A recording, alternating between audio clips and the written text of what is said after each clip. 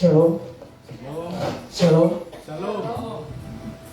Tata ibadah Minggu Palamarum 10 April 2022 dengan tema memberi untuk Tuhan yang terdapat dalam kitab Lukas pasal 19 ayat yang ke-28 sampai dengan 40. Mari saya mengajak umat sekalian untuk bersatu dulu. Satu dulu dimulai. Cek. Kita datang ke altarnya untuk memohon ampun atas segala dosa yang telah kita lakukan dalam minggu ini. Karena Tuhan Allah adalah Tuhan yang Maha Pengasih dan Maha Penyayang, mengampuni segala dosa-dosa yang telah kita perbuat, pelanggaran-pelanggaran yang telah kita perbuat. Saat teduh selesai, saya mengajak jemaat sekalian untuk menyanyi di dalam nyanyian rohani metodis nomor 37, Tuhan Allah hadir, baiknya yang kedua.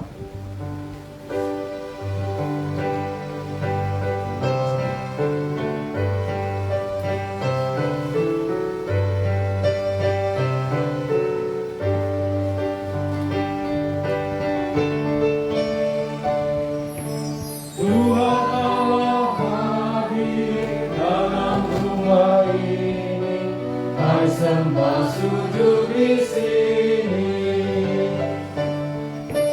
diam dengan hormat, tunduklah semua, tubuh serta jiwa juga.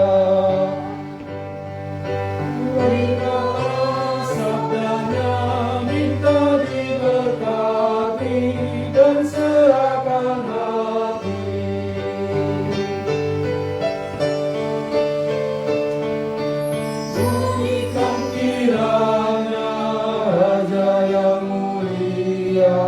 Kami hamba-Mu setia, dan serta maaf-Mu bila kami ini puji hasrat-Mu di sini.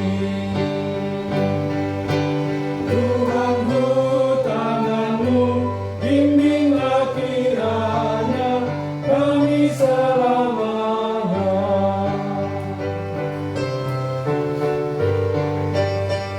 Jemaat mohon lalu berdiri.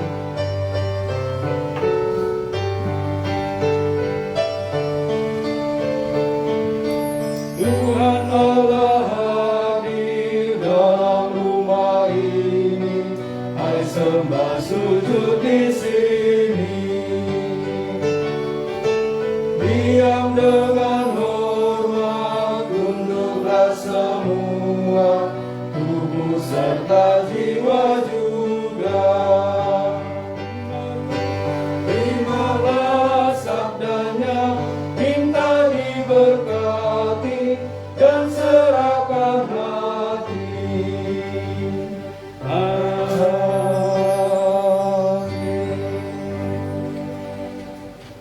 Seperti rusa yang merindukan aliran yang berair, demikian jiwaku merindukan Engkau, ya Allah. Jiwaku haus kepada Allah yang hidup. Bilakah aku boleh datang melihat Allah? Pertolongan kepada kita adalah di dalam nama Tuhan Allah yang menciptakan langit, bumi, alam semesta dan segala isinya. Turunlah kiranya atas kita sekalian anugerah dari Allah Bapa, Anak dan Roh Kudus. Amin. Saya mengajak jemaat bersama-sama menyanyi dalam nyanyian rohani metodis nomor 46.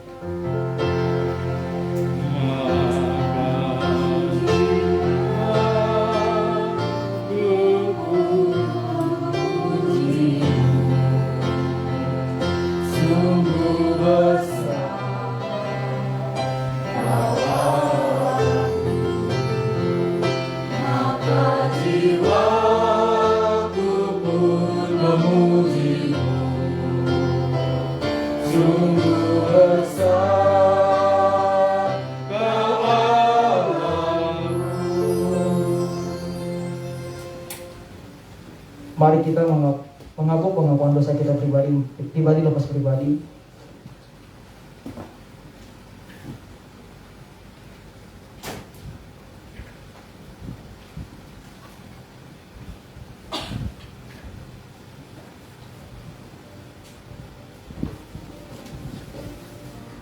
kita datang pribadi lepas pribadi ke altarnya, mengaku dosa yang telah kita perbuat selama ini, memohon ampun untuk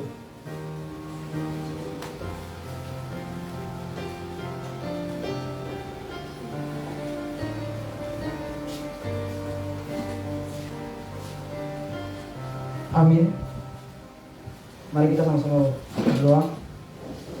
Bapa kami yang di surga, dengan kasih-Mu Engkau telah menjadikan kami, dan dengan kasih-Mu Engkau telah menjaga kami, dan dengan kasih-Mu Engkau juga hendak menjadikan kami sempurna. Dengan rendah hati kami mengaku bahwa kami tidak mengasihi-Mu dengan segenap hati, roh, jiwa, dan seluruh tenaga kami. Kami juga tidak mengasihi sesama kami manusia, sebagaimana Kristus telah mengasihi kami. Memang Engkau di dalam kami, tetapi nafsu kami telah membuat kami lupa akan kehendak-Mu. Ampunkan kami Bapa, dan tolonglah kami, agar kami bertobat dari dosa-dosa kami, dan dari hidup kami yang salah itu. Pimpinlah kami dengan Roh-Mu, agar kami dapat berlaku seperti yang Engkau kehendaki, sehingga kami dapat masuk ke dalam kemuliaan yang sempurna daripada ciptaan-Mu, Yesus Kristus Tuhan kami. Amin. Dari jauh Tuhan menampakkan diri kepadanya. Aku mengasihi engkau dengan kasih yang kekal. Sebab itu aku melanjutkan kasih setiaku kepadamu. Mari kita berdoa doa Bapa kami. Bapa kami yang di surga, dikuduskanlah nama-Mu, datanglah kerajaan-Mu, jadilah kehendak-Mu di bumi seperti di surga. Berikanlah kami pada hari ini makanan kami yang secukupnya, dan ampunilah kami akan kesalahan kami, seperti kami juga mengampuni orang yang bersalah pada kami. Dan jangan membawa kami ke dalam pencobaan, tetapi lepaskanlah kami dari yang jahat. karena Engkau yang mempunyai kerajaan dan kuasa dan kemuliaan sampai selama-lamanya. Amin. Saya mengajak jemaat sekalian untuk menyanyi Betapa Baiknya Engkau Tuhan.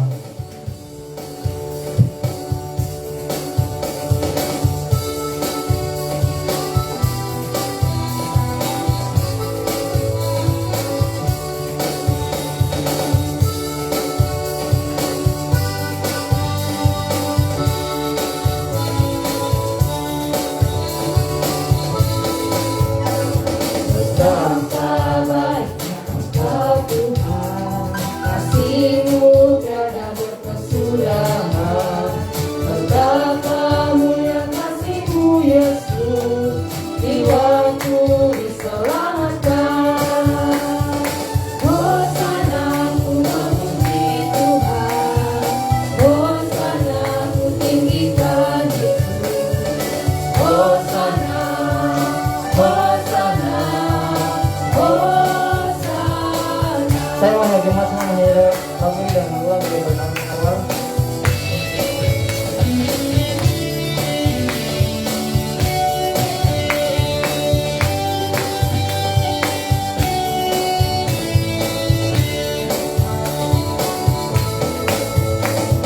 Betapa baiknya Engkau Tuhan, kasih-Mu tiada berkesudahan. Betapa mulia kasih-Mu Yesus, jiwaku diselamatkan. Hosana ku memuji Tuhan, Hosana ku tinggikan Yesus. Hosana, Hosana, Hosana. Memuji Tuhan, Hosana ku tinggikan Yesus. Hosana, Hosana, Hosana.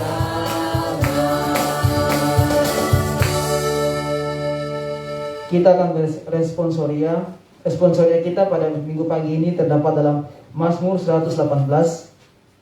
Saya akan membacakan ayatnya yang ganjil dan jemaat akan membacakan ayat yang genap. Bersyukurlah kepada Tuhan sebab Ia baik, bahwasanya untuk selama-lamanya kasih setianya. Biarlah Israel berkata, bahwasanya untuk selama-lamanya kasih setianya. Bukakanlah aku pintu gerbang kebenaran, aku hendak masuk ke dalamnya. hendak mengucap syukur kepada Tuhan. Inilah pintu gerbang Tuhan, orang-orang benar akan masuk ke dalamnya. Aku bersyukur kepadamu, sebab Engkau telah menjawab aku dan telah menjadi keselamatanku. Batu yang dibuang oleh tukang-tukang bangunan Telah menjadi batu penjuru. Hal itu terjadi dari pihak Tuhan, suatu perbuatan ajaib di mata kita. Inilah hari yang dijadikan Tuhan, marilah kita bersorak-sorak dan bersukacita karenanya. Ya Tuhan, berilah kiranya keselamatan. Ya Tuhan, berilah kiranya kesekemujuran. Diberkatilah dia yang datang dalam nama Tuhan. Kami memberkati kamu dalam nama Tuhan. Tuhanlah Allah, Dia menerangi kita. Ikatkanlah korban hari raya itu dengan tali pada tanduk-tanduk mesbah. Allahku Engkau, aku hendak bersyukur kepadamu. Allahku, aku hendak meninggikan Engkau. Bersyukurlah kepada Tuhan, sebab Ia baik, bahwasanya untuk selama-lamanya kasih setianya. Mulia bagi Bapa, bagi Anak, serta Roh Kudus, dari permulaan sekarang dan akan jadi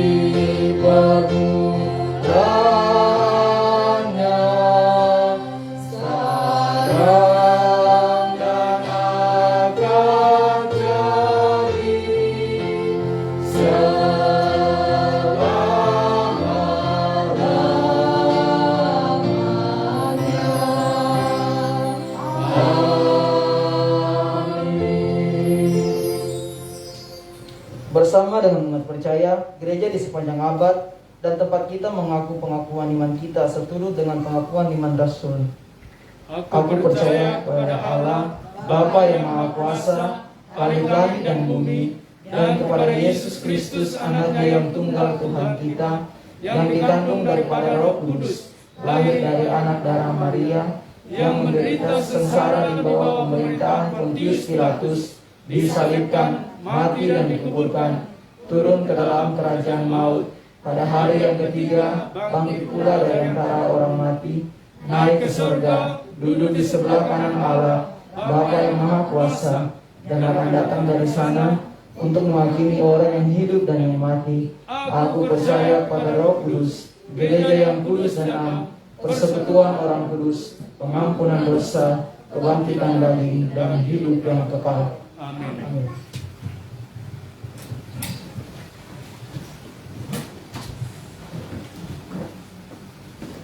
Pembacaan epistol terambil dari Kolose 3 ayat 12 hingga 17. Ayat yang ke-12.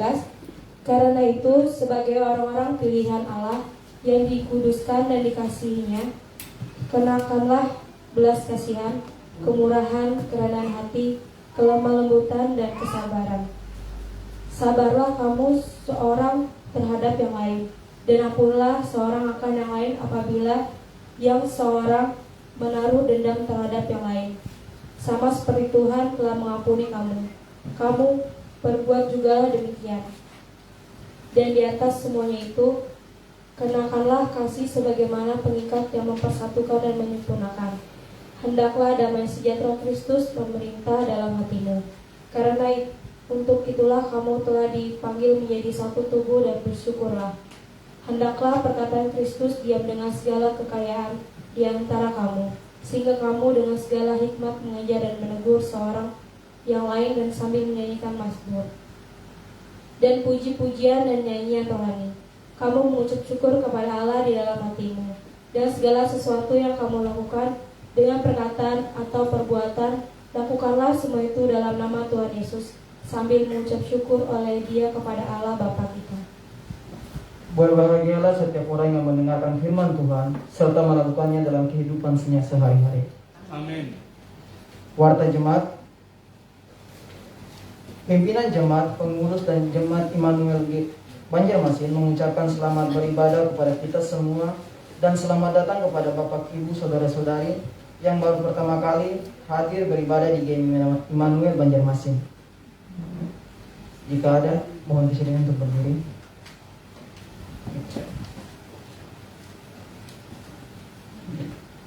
Jika belum mempunyai tempat beribadah yang tetap, harapan kami kita dapat beribadah minggu depan di tempat ini, GMI Immanuel Banjarmasin, dengan penuh sukacita dan damai sejahtera. Tuhan Yesus memberkati. Bagi yang membutuhkan pelayanan berupa konseling, doa pelepasan dari ikatan roh-roh jahat dan kuasa-kuasa kegelapan, serta membutuhkan bimbingan pranikah dan pernikahan, baptisan dan CD, serta pemakaman, dapat menghubungi pimpinan jemaat dengan nomor yang tertera di warta. Adapun berita sepekan adalah sebagai berikut. Yang pertama dari Panitia Kebaktian. Terima kasih untuk pelayanan Bapak Pendeta James Damani dan semua tim yang melayani pada hari ini. Tuhan Yesus memberkati. Yang kedua, terima kasih untuk persembahan konsumsi pada hari ini dari kami Tambunan. Mengingatkan kita, yang ketiga mengingatkan kita, yang pertama, jika belum pernah berpuasa Lenten sejak ibadah Rabu Abu, maka mulai besok tanggal 11 sampai dengan 15 April 2022 kita akan berpuasa Paskah dari jam 6 sampai jam 6 sore. Masa puasa akan kita akhiri di perjamuan kasih Jumat Agung tanggal 15 April 2022. Untuk yang kedua, untuk jemaat hadir dalam ibadah malam Passion, Jumat Agung dan Paskah. Untuk Jumat Agung ini jamnya diralat jadi jam 10 pagi, tempatnya di gereja kita. Yang kedua, dari Komisi Penata Layanan dan Keuangan. Yang pertama, kantung persembahan diedarkan 2 kantung, satu untuk kas gereja dan satu lagi untuk kas diakonia sosial gereja kita. Yang kedua, minggu ini adalah minggu kedua dalam bulan April 2022. Marilah kita datang ke rumah Tuhan membawa dan menyerahkan persepuluhan kita. Persepuluhan adalah milik Tuhan. Yang ketiga, dari Komisi Keanggotaan dan Evangelisasi.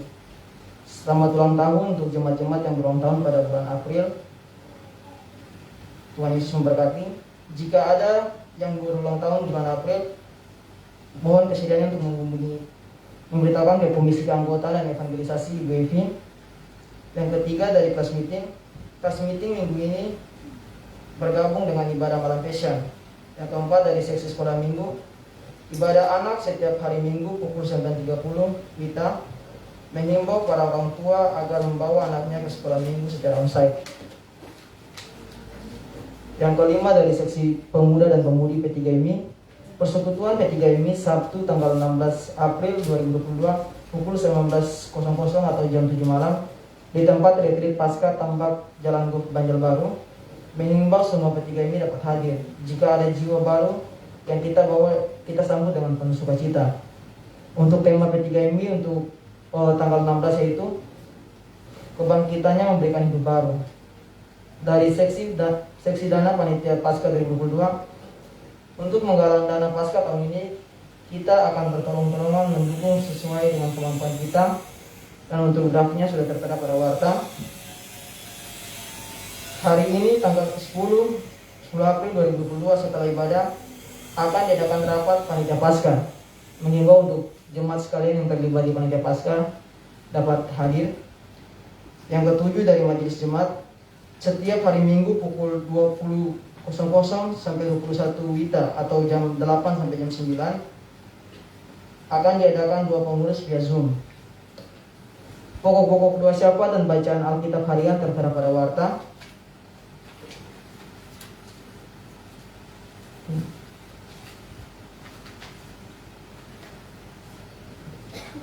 Persembahan pujian dari P3MI.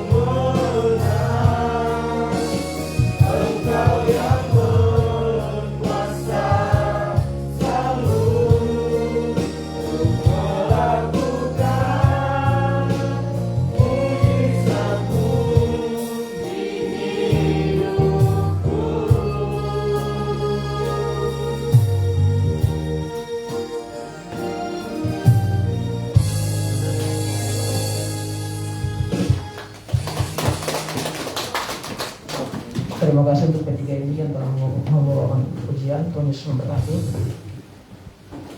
Saya mengajak jemaat sekalian untuk menyanyi hosana.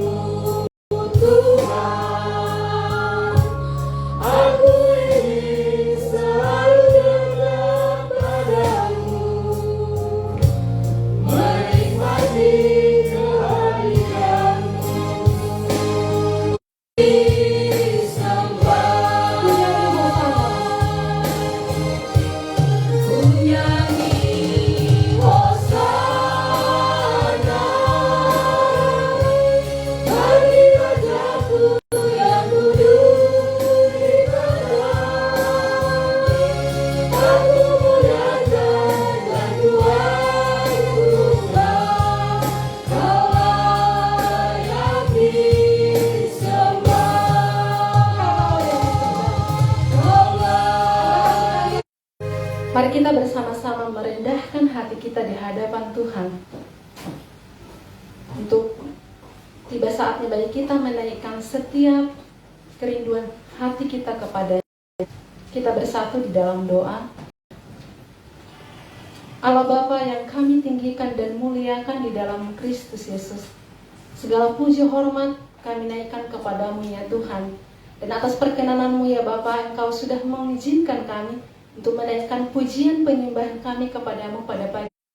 Kami mau kembali berdoa menyerahkan ke dalam tangan kasih Tuhan, secara khusus Bapa untuk perdamaian antara negara Ukraina dan juga Rusia ya Tuhan, yang sungguh sangat berdampak bagi perekonomian di tengah-tengah bangsa kami ini juga ya Tuhan. Kami percaya Tuhan bahwa Engkau memiliki maksud atas segala sesuatunya. Karena itu Bapak, kami mohon kepadamu bahwa perdamaian boleh sungguh-sungguh nyata bagi mereka ya Tuhan, sehingga tidak ada lagi orang-orang yang menderita ya Bapak yang baik oleh karena pertikaian di antara mereka ya Tuhan. Kami percaya kuat, Kami berdoa Tuhan agar ada damai sejahtera, agar ada keamanan Bapa yang baik di tengah-tengah Papua ya Tuhan Yesus.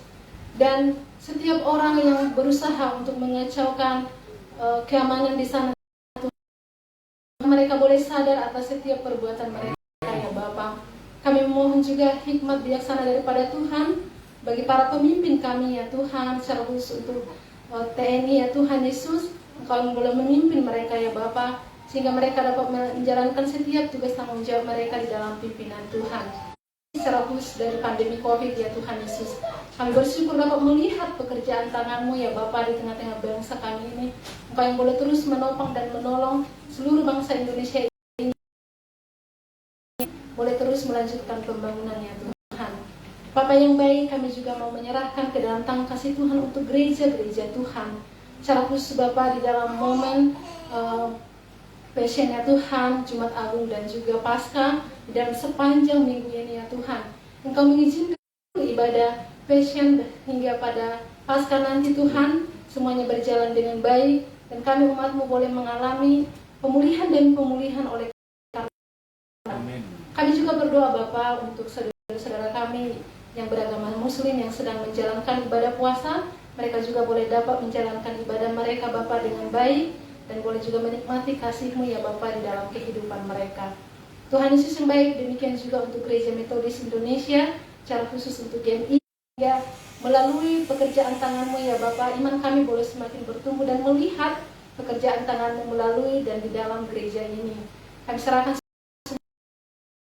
dan percayakan di gereja-Mu ini, bahkan juga untuk seluruh jemaat-Mu ya Bapa, boleh bersama-sama dengan hamba-hamba-Mu ya Bapa, untuk memikirkan, bahkan juga untuk boleh terus mendengarkan apa yang menjadi kehendak-Mu Bapa melalui gereja ini. Terima kasih Bapa, kami bersyukur juga untuk baik secara fisik, baik secara psikologis, atau penyakit apapun ya Tuhan yang mungkin kami tidak mengetahuinya. Kami berdoa pemulihan daripada-Mu boleh sungguh-sungguh dialami oleh anak-anak-Mu yang mengalami penyakit.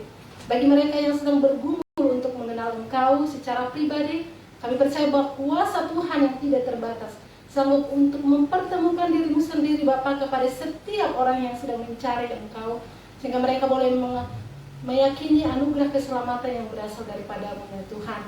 Terima kasih biasa berkarya dalam kehidupan kami.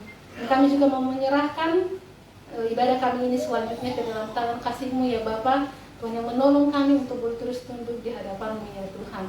Terima kasih Bapa, kami juga mau berdoa menyerahkan anak Tuhan yang berulang tahun, jemaat Tuhan yang ada di gereja ini yang berulang tahun sepanjang bulan April ini ya Tuhan Yesus.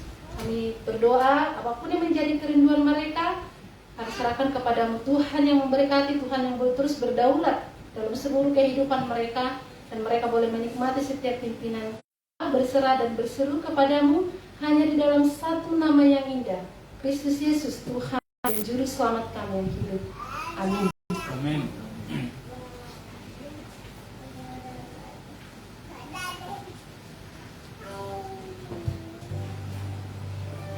Kita akan mendengarkan firman Tuhan yang akan disampaikan oleh hamba-Nya Bapak Pendeta James Damanik.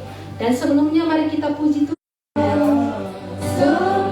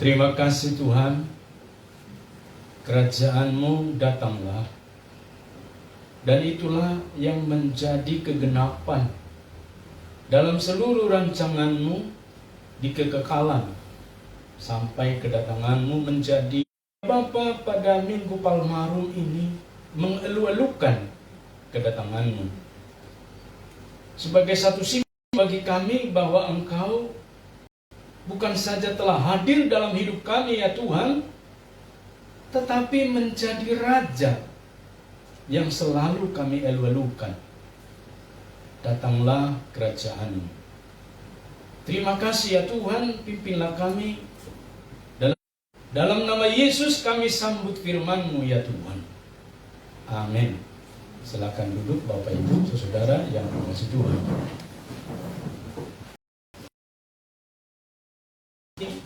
Hari ini kita mengingat Yesus memasuki kota Yerusalem.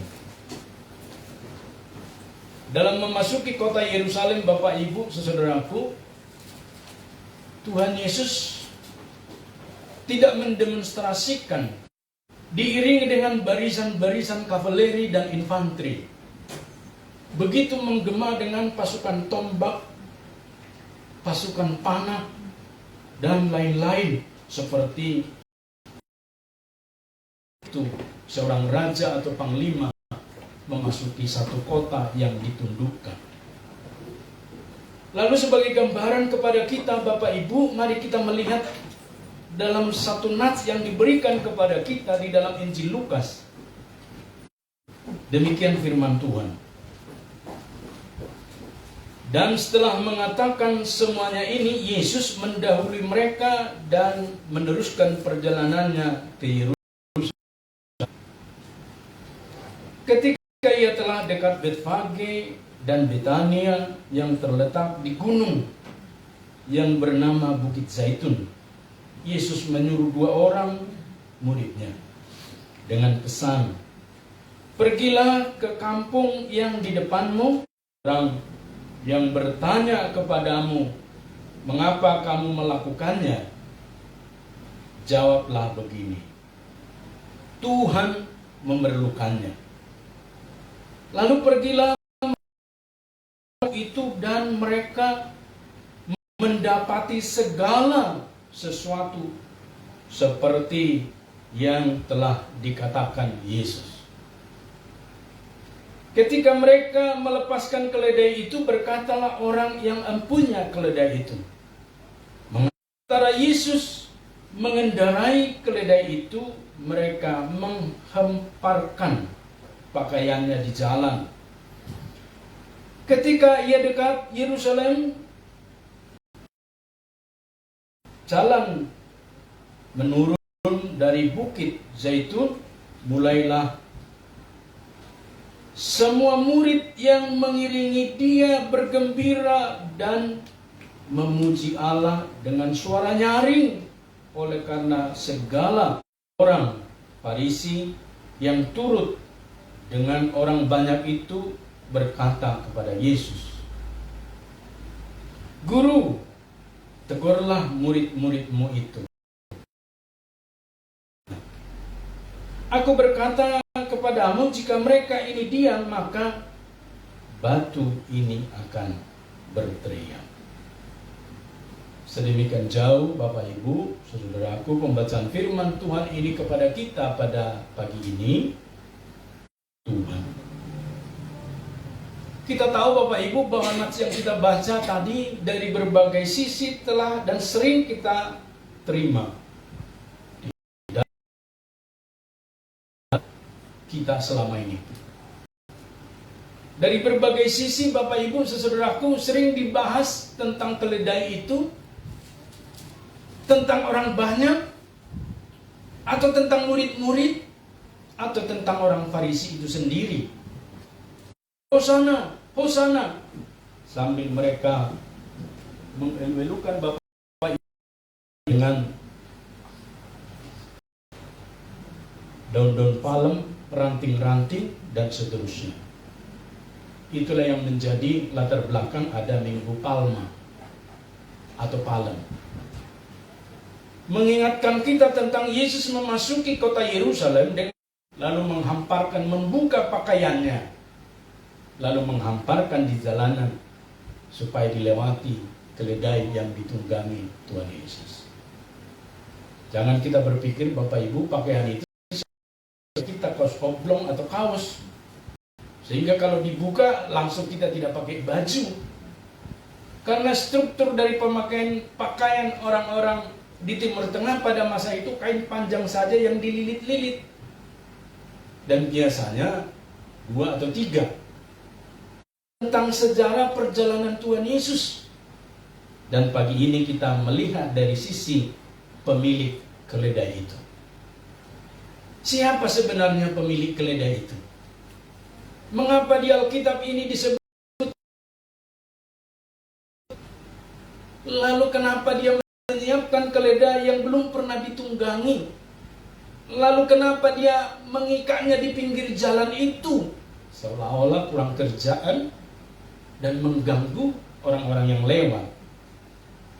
Bapak Ibu saudaraku, seperti tradisi orang-orang Yahudi. Dan itulah nanti Bapak Ibu, dia menunjukkan dialah domba Paskah yang sejati. Tuhan Yesus menuntaskan tujuan kedatangannya dengan memasuki kota Yerusalem, sebab di sanalah nanti kali tidak memahami kapan dan di mana berhenti kemanusiaan kita. Tetapi Yesus sudah tahu dia akan berhenti kemanusiaannya secara khusus di Bukit Golgota, di bawah hukuman pemerintahan Romawi, yaitu disalibkan. Hukuman penyalipan itu Bapak Ibu bukan dibuat-buat orang Yahudi. Tidak ada hukuman penyalipan dalam sistem agama Yahudi. Memberontak, dan itu adalah contoh penghukuman yang paling berat. Kalau sekarang boleh diartikan seperti hukuman mati, ditembak di depan regu tembak, atau di listrik, atau dikasih minum kapsul yang mematikan.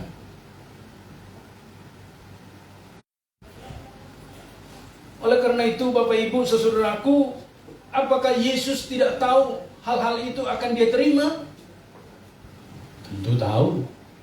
Bahkan di kekekalan mereka sudah tahu. Dalam Allah Tritunggal itu mereka sudah tahu yang akan terjadi, yang akan dipraktekkan oleh pemerintahan Romawi. Tetapi mengapa masih terus-menerus dan mau masuk ke kota itu menjemput maut? Sebab dengan demikian akan terbukti sangat maut itu nanti.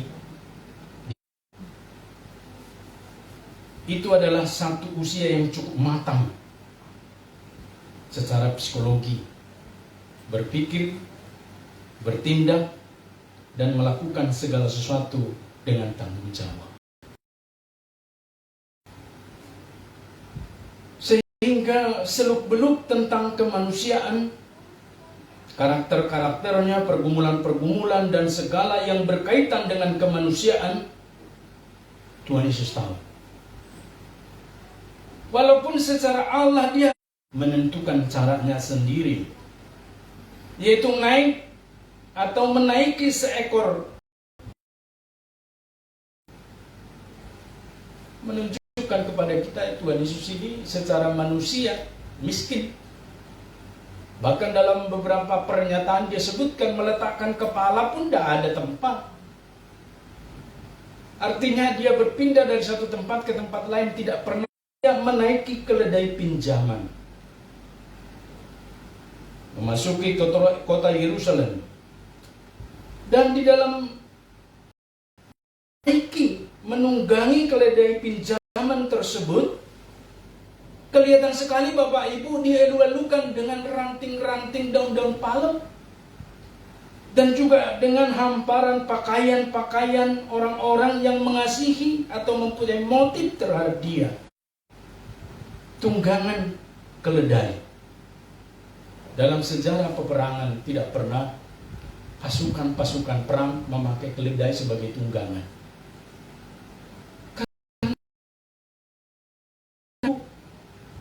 Keledai ini hewan yang agak sedikit dungu, maka tidak ada peperangan yang memakai keledai kecuali mengangkut beban.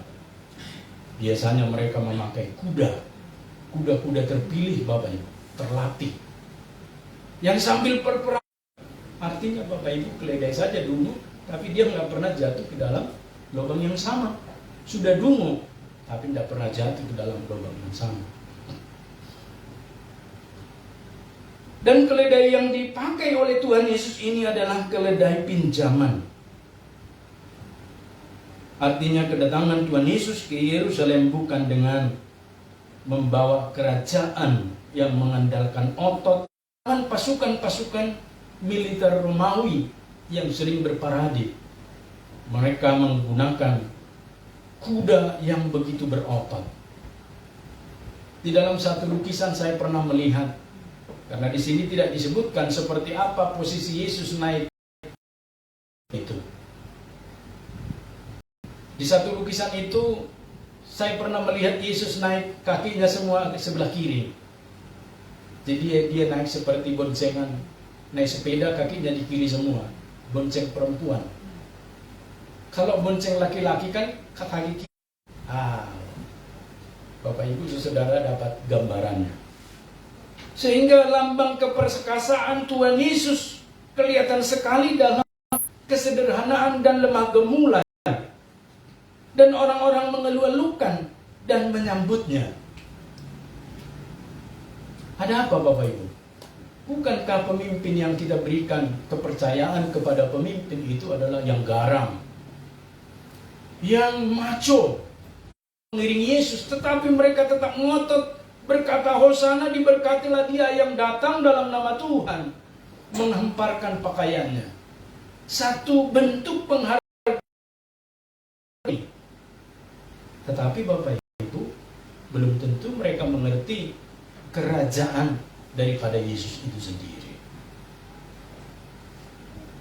Dan ketika mengeluh-elukan menyambutnya, dia datang dengan, kalau di beberapa gereja yang pernah kita lihat dan tradisi kesukuan, biasanya tiap orang dikasih palma ini Bapak Ibu.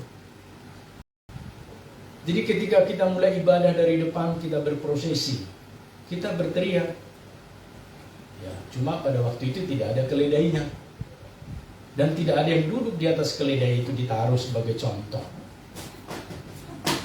Tetapi pada masa itu ketika Yesus memasuki Yerusalem, dihiasi dengan daun-daun pohon palem.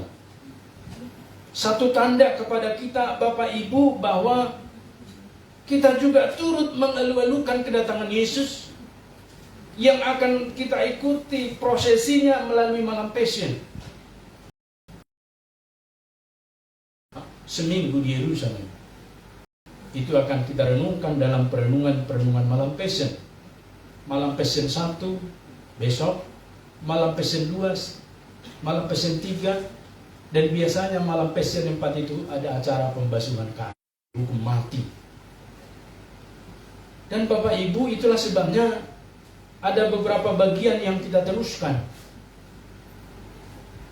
Di dalam ibadah Jumat Agung, kita mengingat kematian Tuhan Yesus. Kita mengingat bahwa Tuhan Yesus telah disalibkan. Dan hari Jumat itu kita jam 2 mengikuti ibadah renungan suci. Satu ibadah yang mengingatkan kita tentang detik-detik kematian Tuhan Yesus, yang ditradisikan menjadi sejarah kita Bapak Ibu Saudaraku. Dan pada bagian ini kita mengingat ketika mengeluh-elukan Tuhan Yesus itu. Bagi kita yang belum pernah puasa, jangan lupa orang Kristen berpuasa ya. Kita berpuasa 40 hari. Seperti yang telah didemonstrasikan oleh Tuhan Yesus mulai dari Rabu Abu. Saudara kami, Tetap juga 3 kali dia makan sepanjang malam itu. Sahur jam 6, nanti jam 12 dia makan. Nanti jam 4 dia makan lagi. Sama aja 3 kali makan. Lalu siang tidak makan, pagi sampai siang sampai sore tidak makan, tidak minum. Ya tetap aja kuat, karena apa? Sudah dikonsumsi 3 kali makan dan juga minum. Terus seperti apa puasa kita Bapak Ibu? Ini pahalanya. Kalau dipraktekkan ini, kalau terhisap air liur sedikit jadi batal puasanya, terpegang anjing sedikit batal. Enggak ada begitu bagi kita Bapak Ibu. Adalah sunat hati. Itulah sebabnya sekarang kan bayi-bayi tidak perlu disunat. Kalau disunat demi kesehatan saja, bukan lagi karena perintah agama. Maka sunat hati. Jadi puasa kita juga adalah puasa hati Bapak Ibu. 3 hari 3 malam tidak menyentuh makan dan minum. Saya mau seperti Tuhan Yesus, 40 hari 40 malam. Tapi makan minumnya masih. Kalau Yesus kan tidak Bapak Ibu. Dan seterusnya puasa yang dikatakan oleh firman Tuhan kepada kita, lakukanlah segala sesuatu seperti untuk Tuhan oleh hati kita Bapak Ibu. Jadi kalau ada tetangga kita bertanya, kalian kok enggak puasa? Oh, kami lebih lama puasa, yang telah menebus kita Bapak Ibu. Maka pada bagian ini juga apa yang telah didemonstrasikan oleh pemilik keledai itu, sehingga orang banyak mengiringi kedatangannya dengan puji-pujian sebagai raja yang damai, tetapi minus trompet, sangkakala, musik. Intinya dalam memasuki kota Yerusalem untuk menyelesaikan, Tuhan Yesus menerima kebaikan dari orang-orang kepadanya, secara khusus kepada orang yang memiliki keledai tersebut. Di ayat 33 dan 35 disebutkan kedudukannya. Ayat 35, mereka membawa keledai itu kepada Yesus. Tidak ada di sana penjelasan pemilik keledai itu keberatan. Tidak ada di sana indikasi pemilik keledai itu berbantah, berdialog sebelumnya dengan murid itu, atau bertanya siapa Tuhan itu memerlukan keledai itu sampai sekarang. Tentu keledainya secara fisik berubah, tempat ibadah, lahan, kejon, musik, speaker, AC, dan seterusnya. Itu semua untuk pekerjaan Tuhan. Untuk memasuki Yerusalem, Tuhan Yesus memakai keledai itu. Jadi, agar tidak merepotkan orang, bisa saja Tuhan Yesus berkata, keledai. Langsung ada keledai gemuk di situ. Dia tinggal naik saja. Saja berkata, keledai 10. Mereka semua naik keledai. Tapi tidak dipraktekkan Tuhan hal-hal seperti itu. Karena kata memerlukan itu di dalam Alkitab kita ini menjelaskan sesuatu yang luar biasa, Bapak Ibu. Diberikan kesempatan kita berperan karena kita mengasihi Tuhan Yesus. Itulah sebabnya sangat berbahagia pemilik keledai itu. Sekalipun tidak disebutkan namanya siapa. Itu kan persembahan NN, non name. Maka Bapak Ibu, ketika disebut Tuhan memerlukannya oleh murid-murid, maka pemilik keledai tersebut Tuhan Yesus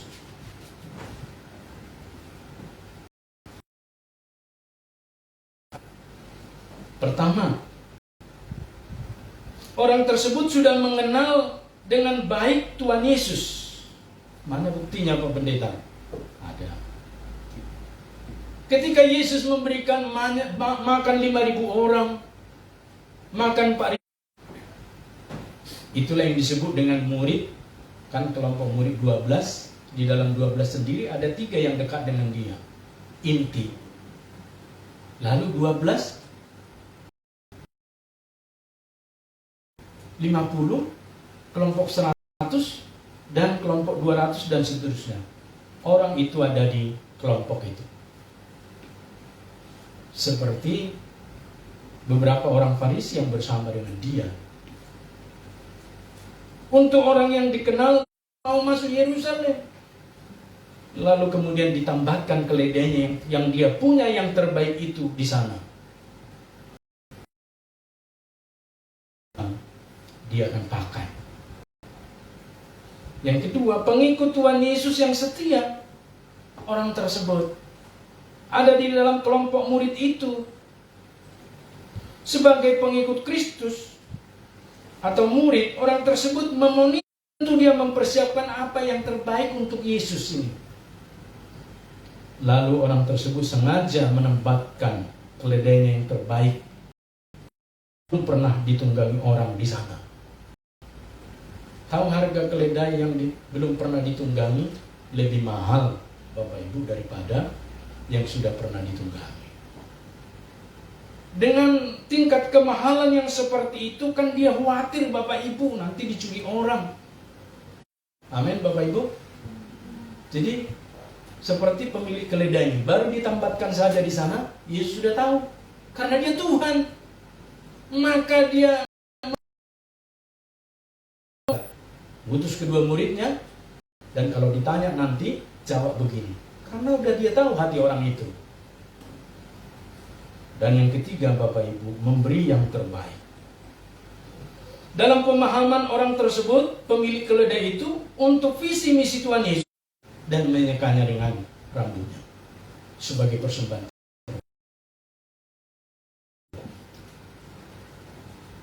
Dan Bapak Ibu, saudaraku, persembahan itu adalah milik satu-satunya pemilik keledai itu yang berharga, baru dikasih kepada Tuhan Yesus. Dan tidak diceritakan juga mempersembahkan yang dia miliki. Jangan sampai ngutang untuk Tuhan, itu maksudnya Bapak Ibu. Apalagi sampai ngambil kredit. Sebab itu adalah perubahan gaya hidup. Berbeda dengan orang yang diubahkan oleh dunia atau diubahkan oleh firman Tuhan. Tentu pemilik keledai tersebut juga adalah orang yang mempersembahkan seperti Maria Magdalena, lahir dari sebuah pengampunan. Bapak Ibu saudaraku yang mengasihi Tuhan, sebagai aplikasi dari khotbah ini kepada kita, karena mengenal Tuhan Yesus dengan baik. Itulah aplikasi yang pertama. Jadi persembahan kita ini, apapun selama hidup kita, itu adalah gambaran siapa kita dalam hubungan dengan Tuhan Yesus. Mungkin Bapak Ibu bingung ya, masa sih itu gambaran? Ya, ada dia berani mempersembahkan yang sekedarnya kepada Tuhan Yesus, pasti diberikan yang terbaik. Itulah sebabnya ketika seseorang dipanggil Tuhan, maukah engkau menjadi hamba-Ku? Ini aku. Itulah. Ini aku, utus aku. Ketika kita mempersembahkan diri menjadi hamba Tuhan saja, Bapak Ibu, keluarga kita menangis sejadi-jadinya. Bingung mereka mau jadi apa ini anak nanti gitu. Tetapi faktanya Bapak Ibu, ketika dipersembahkan, anak pertama kedua ini laki-laki Bapak Ibu, anak ketiga keempat perempuan. Anak pertama ini pintar sekali, matematik, logika, dari kecil saja belum sekolah dia sudah bisa berhitung 1 sampai 1000. IQ-nya brilian, di atas rata-rata. Bapaknya sudah menyadari Bapak Ibu, dia kan melayani juga di gereja. Dia berpikir sayang sekali lah ini jadi pendeta. Lalu anak bingung kita Bapak Ibu. kebebasan tertinggi penelitian adalah akademis di universitas itu Bapak Ibu. Tapi masih diragukan katanya. Kita lihatlah nanti ke depan. Fakultas kedokteran itu sudah bereaksi.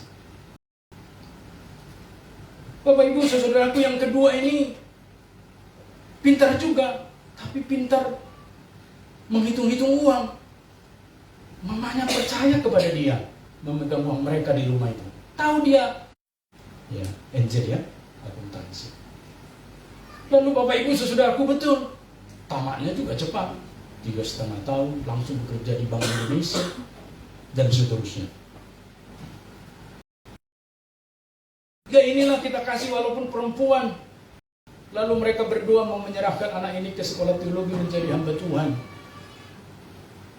Lalu ternyata anak yang ketiga ini pintarnya luar biasa. Bapak Ibu mengotak-atik kendaraan mereka, dibukain, mobilnya dicopotin semua mesin-mesin.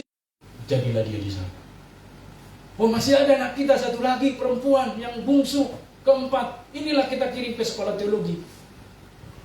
Kebetulan perempuan yang bungsu ini nakal, jarang di rumah, suka mencuri uang orang tuanya juga. Apa-apa di rumah itu, pokoknya urahkanlah gaya hidupnya. Sudah berkali-kali dimasukkan ke guru konseling, ke bimbingan, dan ke pendeta. Mau kita apainlah anak yang terakhir ini? Mereka berdoa,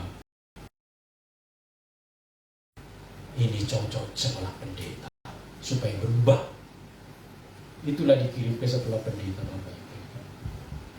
Kira-kira orang seperti itu kalau sudah selesai sekolah teologi, kembali ke jemaat. Kira-kira yang itulah sebabnya Bapak Ibu mengajarkan kepada kita mempersembahkan yang terbaik. Sekalipun itu bertolak belakang dengan nurani kita, harus yang terbaik. Sebab memberi untuk Tuhan, karena kita mengenal Tuhan Yesus dengan baik.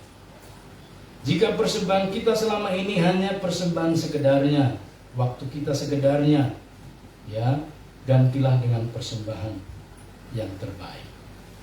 Kalau kita selama ini membaca firman Tuhan sekenanya, sambil lalu yang kita sukai berulang-ulang kita baca, yang menegur kita tidak mau kita baca, berubahlah Bapak Ibu. Atau kalau cara beribadah kita selama ini keliru, ubah dengan yang baik. Saya selalu katakan, gebiar ibadah di hotel-hotel dan di tempat yang sorak-sorai. Saya tidak mengatakan tidak ada Tuhan di sana, tapi tidak jaminan itu adalah ibadah. Sana Bapak Ibu yang ada nenek kakek nenek, dan mereka melantungkan hanya diri dengan gamelan, tidak keyboard, tidak gebiar dengan brand dan seterusnya. Mengajarkan kepada kita Bapak Ibu saudaraku, Tuhan hadir di sana. Maka persembahan kita adalah karena Tuhan hadir dalam hidup kita. Amin. Jadi persembahan itu sebenarnya wajah kita. Ya. Kalau kita mempersembahkan semua masa depannya hilang semua, pergi kepada Tuhan Yesus. Matinya juga mati semua, tidak ada yang mati terhormat. Martir semua Bapak Ibu. Dan yang ketiga, berilah yang terbaik, artinya untuk dan demi Tuhan berikanlah apa yang menurut kita terbaik. Sebab Tuhan Yesus sudah terlebih dahulu memberikan yang terbaik kepada kita. Pemilik keledai itu tadi memberi yang terbaik yang dia punya. Bapak Ibu saudaraku, kita memberikan yang terbaik, hindari mempersembahkan yang sisa-sisa. Sekedarnya basi. Sudah basah, basi lagi Bapak. Sebab orang-orang yang telah bertemu dengan Tuhan Yesus, yang telah diubah hidupnya sampai mati di kayu salib itu, dia rela. Dan mengajarkan kita di dalam Minggu Palmarum ini, mereka ikut juga berkata, salibkan dia. Tidak sesuai dengan kehendak kita nih Tuhan ini, sudah dikasih keledai, tapi tidak sesuai dengan kehendak kita, salibkan dia. Apakah seperti itu saya kurang tahu Bapak Ibu. tetapi mengajarkan kepada kita hari ini, hindarilah mempersembahkan sisa. Nanti ikut kelas meeting ya, ya kalau ada waktu saya ya, sisa namanya itu. Nanti ikut PW ya, ya kalau ada waktu, sisa namanya itu. Nanti ibadah ya, ya lihat ya kalau kerja di kantor tidak ada academic writing untuk S3. Saya bilang sama direktur itu, diundur apa maju Pak? Jam segitu saya nggak bisa, saya ada kelas meeting. Ya semua orang sudah setuju, tinggal Bapak, ya berarti saya nggak usah ikut. Saya nggak ikut. Saya nanti diberi vak sendiri. Saya susah begitu. Artinya ada solusi dari kita Bapak Ibu. Tapi kalau kita menunggu tekanan massa, siap-siaplah Bapak Ibu, hari Minggu pun akan mereka ganti menjadi hari masuk kerja. Sedang diupayakan. Bapak Ibu saudara, ketika anugerah kita gunakan Bapak Ibu, ya malam passion walaupun tidak merah, tapi malamnya kita bisa ibadah. Jumat Agung kalau sampai ada orang percaya masuk kantor kerja dan seterusnya, kita berhak untuk menyatakan iman kita di tengah-tengah. Tapi kalau di depannya saya makan, saya salah. Tapi kalau saya makan bawa ke rumah, memang ada yang salah. Terusnya, sehingga kita dapat memberikan yang terbaik dari Tuhan, paling tidak pemberian prinsip kita. Oleh karena itu Bapak Ibu, mari akhirnya kita belajar untuk memberi yang terbaik bagi Tuhan. Saya akhiri khotbah ini, kita memberi dikasih Tuhan. Tapi kalau kita memberi dengan tekanan, Allah mengasihi orang yang memberi dengan sukacita. Amin. Kita berdoa. Kami berterima kasih ya Bapa di surga, mengucap syukur dalam segala hal, dan kami menyerahkan diri kami dan berikan diri kami untuk Tuhan. Dalam nama Yesus kami berdoa, kami mengucap syukur. Amin.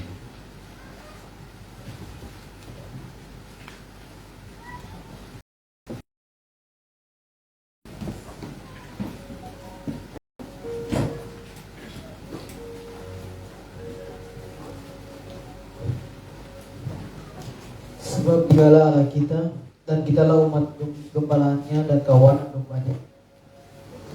Tuntutan tangannya pada kami persilakan.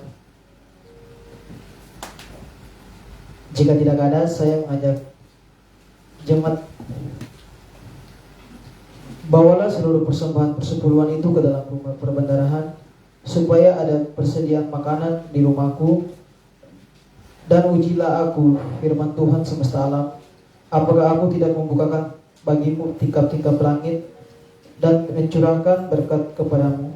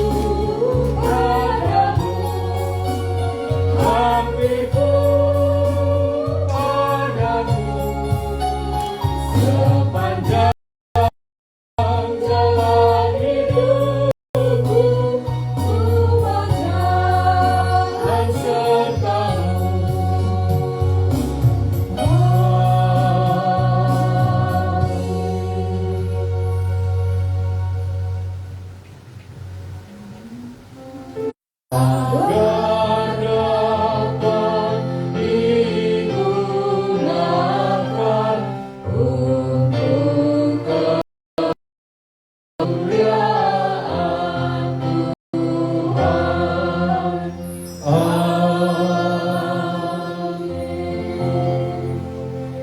Bapa di surga, terima kasih untuk anugerah kesempatan kami dapat mempersembahkan yang terbaik bagi-Mu ya Tuhan dalam profesi kami, sehingga kami dapat mengembalikan yang terbaik.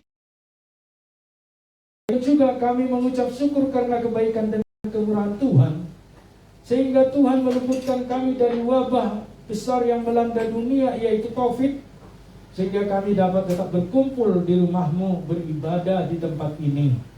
Berkatilah persembahan-persembahan yang kami kumpulkan ini, terimalah ya Tuhan, sebab kami menyerahkan dengan sukacita, karena Engkau telah memeliharakan hidup kami, memeliharakan hidup orang tua kami yang menjadi saluran berkat bagi kami siswa.